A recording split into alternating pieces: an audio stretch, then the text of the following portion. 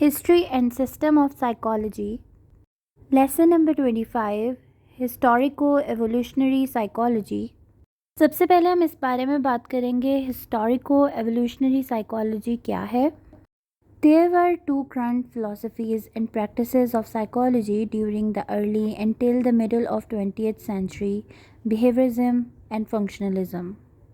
20वीं सदी के शुरू और मिडल तक नफ्सियात की जो हैं वो दो फ़िलासफ़ीज़ देखी गई थी जिनमें बिहेवियरलिज़म और फंक्शनलिज़म शामिल थे. द हिस्टोरिक एवोल्यूशनरी और Soviet psychology tried to adopt a different approach and methodologies. As the name implies, the contributions in historic evolutionary psychology tried to see how consciousness in human developed, what exact role it played in different historical stages of man's development, and how it impacts behavior. In other words, the psychologists look at the historical evolution of consciousness.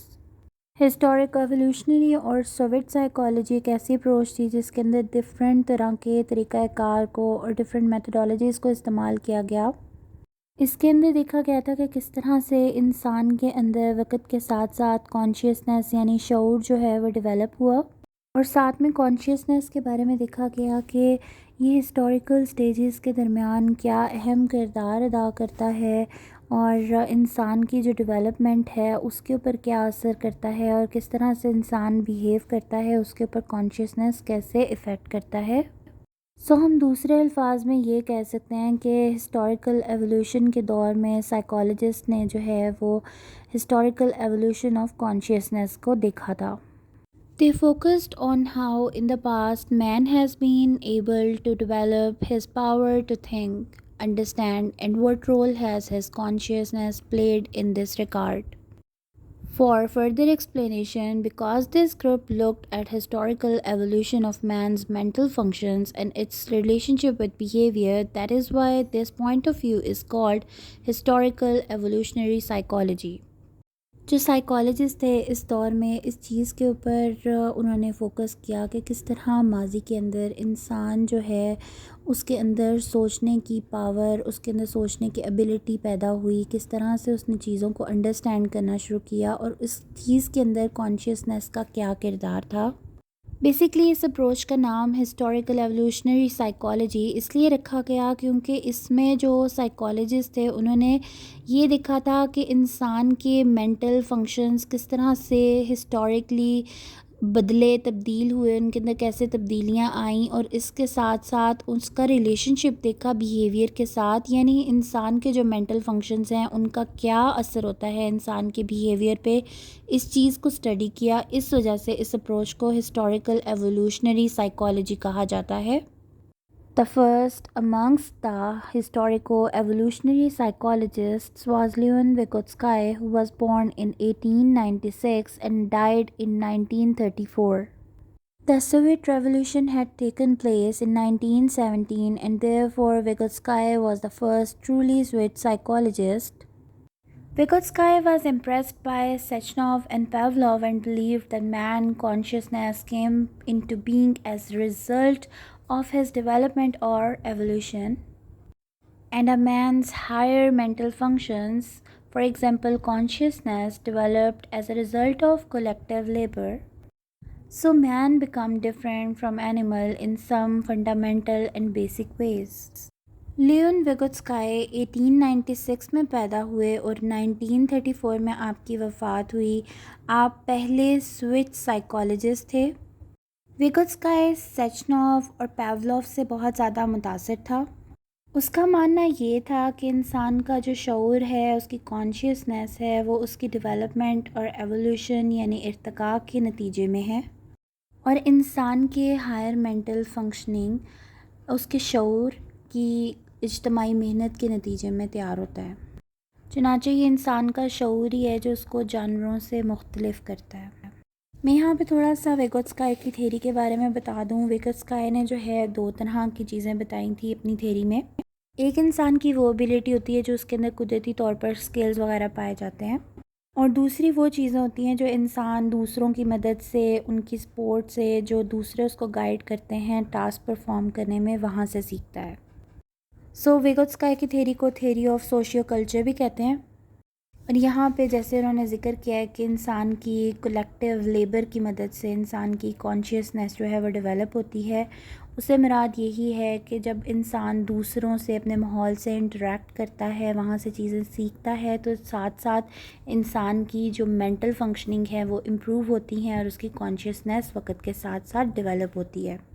In other words, as man went through the process of evolution, his mental functions also went through the same process that resulted in the development of higher mental functions, such as that of thinking and understanding. As the historical evolutionary psychologists focused on the development of consciousness, Vygotsky proposed that the higher mental function of consciousness also developed through the process of evolution. यहाँ ये बात की गई है कि जैसे जैसे इंसान जो है वो एवोल्यूशन के प्रोसेस से गुज़रता है, उसके मेंटल फंक्शंस भी एवोल्यूशन के प्रोसेस से गुज़रते हैं, जिसके नतीजे में हायर मेंटल फंक्शंस की भी नशोनुमा होती है, जैसे कि सोचने और समझने की एबिलिटी। जैसे कि हिस्टोरिको एवोल्यूशनरी साइकोलॉजिस्ट का मेन फोकस कॉन्शियसनेस की डेवलपमेंट पे था, वैसे ही विगोत्स्काय ने प्रपोज़ किया कि जो higher mental functioning of consciousness है वो भी एवोल्यूशन के प्रोसेस से गुजरती है। Vygotsky taught that behaviorists and structuralists and functionalists divide man into parts. Some try to study his behavior and other his consciousness, whereas man is a unity. Therefore, he emphasized on the fact that the structure and the function of consciousness cannot be separated. They both complete each other and exist for and because of each other. Basically Vygotsky जो हैं वो कहते हैं कि behaviourist, structuralist और functionalist जो थे वो इन तीन चीज़ों को आपस में डिवाइड कर देते थे। कुछ लोग जो थे वो इंसान के बिहेवियर को स्टडी कर रहे थे और कुछ लोग जो थे वो इंसान की कॉन्शियसनेस को स्टडी कर रहे थे। लेकिन विगोत्स्काय के मुताबिक बिहेवियर, स्ट्रक्चर और फंक्शन जो है वो इंसान का इकट्ठा है, उनको इकट्ठे देखना चाहिए, ना कि अलग अलग हिस्सों में। इसी वजह से विगोत्स्काय का ज़्यादा फोकस और एम्फेसाइज इस बात की तरफ था कि जो कॉन्शियसनेस है उसके स्ट्रक्चर और फंक्शन को अलग ना किया जाए, बल्कि दोनों एक दूसरे से मिलके जो है वो कंप्लीट होते हैं। In Vygotsky's views, man's development is a function of biological evolution and function of historico-cultural evolution. The body develops and so does the mind. Man's behavior and his consciousness is a mixture of these two developments. Historico-cultural evolution can be seen in the form of man's thoughts, determination, ideas, etc. Man uses language and mathematical symbols, and these are the tools of his developed consciousness. विगोत्स्काय के मुताबिक इंसान की development जो है उसके biological function और उसकी हिस्टोरिको cultural evolution की वजह से होती है। जिस्म और दिमाग दोनों ही वक्त के साथ जो हैं वो तरक्की करते हैं, यानी दोनों के अंदर ही इम्प्रूवमेंट आती है, डेवलपमेंट होती है। और इंसान का जो बिहेवियर है और उसकी कॉन्शियसनेस है, ये दोनों जो हैं इन्हीं दोनों चीज़ों पे, यानी बॉडी एंड माइंड डेवलपमेंट पे मुनहसर हैं।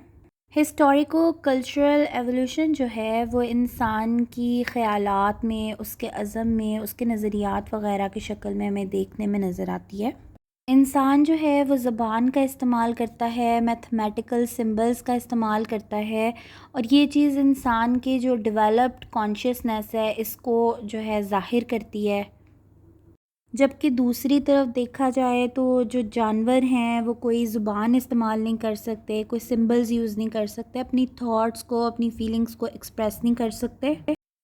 ये चीज़ जो है, इस चीज़ का एक फैक्ट है कि इंसान का जो कॉन्शियसनेस है और उसकी जो हाई लेवल मेंटल फंक्शनिंग है, ये इस चीज़ को शो कर रही है कि इंसान माजी में जो है वो एवोल्यूशनरी प्रोसेस से गुज़रा है। He showed that environment affects man, but then in turn, man also affects the environment. In other words, as proposed by previous psychologists such as Darwin, environment has an impact on man, but according to Vygotsky, In turn, man tries to change the environment in his own way, molds it, and thereby uses it to fulfill his needs. For example, man has over the last 100 years developed various methods and techniques to make the best out of the opportunities available in the environment.